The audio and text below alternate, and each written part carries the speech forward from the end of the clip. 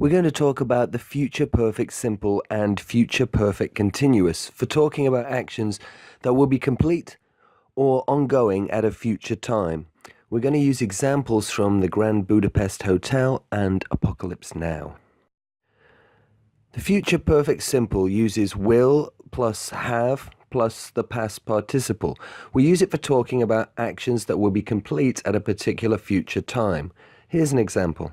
Members will have been violently executed. Will have been violently executed. Will have been denotes the future perfect. Executed is in the past tense, showing that this event will be complete at the future time. The future perfect continuous works in the same way.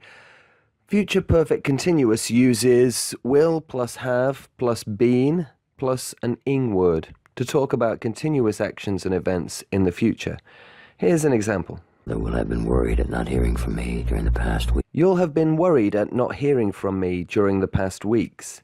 You'll have been denotes future perfect. Hearing is continuous. This example is actually still future perfect simple, but I couldn't find an example of the future perfect continuous. A better example of the tense would be you'll have been worrying.